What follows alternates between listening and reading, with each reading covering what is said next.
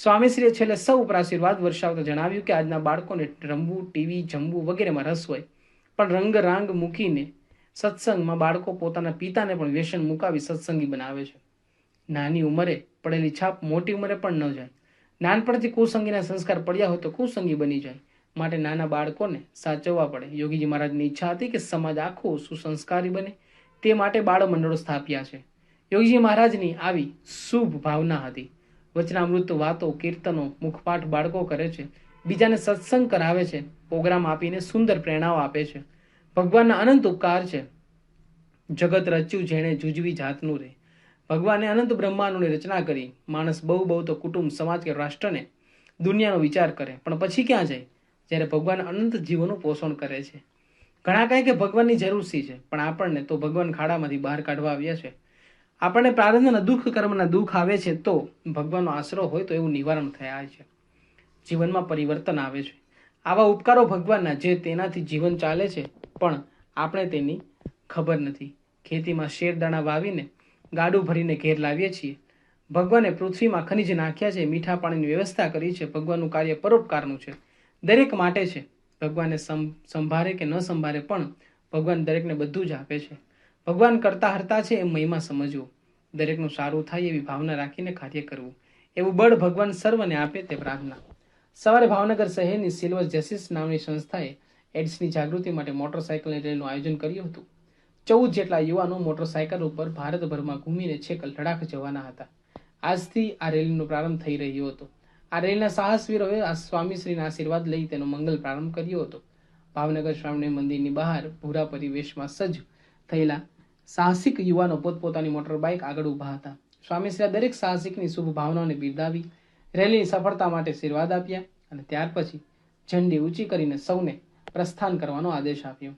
Justice સંસ્થાના પ્રમુખ રૂપેશભાઈ બારડના પણ આશીર્વાદ આપ્યા હતા. આજે પ્રાતઃ પૂજા દરમિયાન યુવકોએ ચલો ચલે હમ અક્ષરધામ એ નૃત્ય રજૂ કર્યું હતું. તળાજાથી 3 પદયાત્રીઓ અને 24 સાયકલ યાત્રીઓ પણ સ્વામીશ્રીના આશીર્વાદ મેળવી આવ્યા હતા.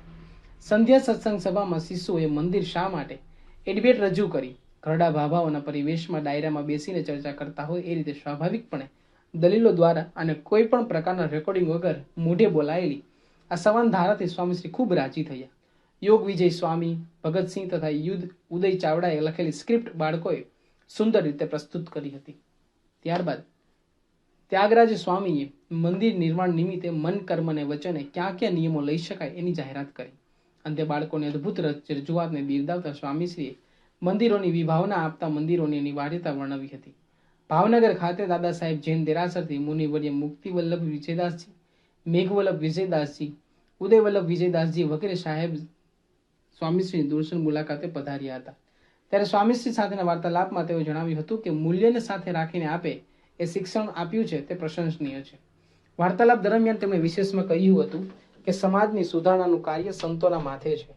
અત્યારે પરિસ્થિતિ આવી છે કે મોટો પરિશ્રમ માણસને માણસ બનાવવા જાય છે. મહામાનવી તો વાત જ જુદી છે.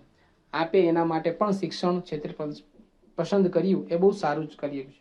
આજે શિક્ષણનું મૂલ્ય છે, પણ મૂલ્યનું શિક્ષણ જોવા મળતું નથી. મૂલ્યહીન ડૉક્ટર કે વકીલ સમાજની શી સેવા કરી શકે? આપે મૂલ્યને સાથે રાખીને શિક્ષણ આપવાની શરૂઆત કરી છે એ ખરેખર પ્રશંસનીય છે. સ્વામીશ્રીએ જણાવ્યું કે આજે કોઈને દેશની અસ્મિતા નથી, ધર્મની તો વાત જ નથી. જાણે માણસ જ નથી એ રીતે લોકો વર્તે છે. જેનાથી પ્રજાની અસ્મિતા જાગે એ જોમ કોઈમાં રહ્યું નથી. ઘરમાં કે શિક્ષણમાં તો એ મળતું જ નથી. પછી આપણી સંસ્કૃતિ અને અસ્મિતા રહે ક્યાંથી? બધામાંથી પગ લૂલા કરી નાખીએ પછી એ સમાજ ક્યાં જાય? વ્યસન અને દૂષણમાં ચડી જાય ને. આપણા પશ્ચિમની અસર ઘણી ઘૂસી ગઈ છે. પાયામાંથી જ પશ્ચિમના સંસ્કારો રેડાય છે. એને કારણે અસ્મિતા રહી નથી. આજે ઘર મંદિરની જગ્યાએ ટીવી આવી ગયા છે. એમાં પણ માતા પિતા, છોકરા છોકરીઓ બધા જ ભેગા બેસીને જુએ અને એમાં એટલું અશ્લીલ આવે છે કે પછી સંસ્કાર ક્યાંથી રહે? સંધ્યા સભામાં ખુલ્લા મેદાનમાં વંટોળ જેવો માહોલ હતો અને ધૂળની ડમરીઓ વચ્ચે પણ પારાયણ યોજાઈ હતી. યુવકોએ ચલો ચલે હમ અક્ષરધામ સંવાદમાંથી શિવાજીનો સંવાદ ભજવ્યો હતો.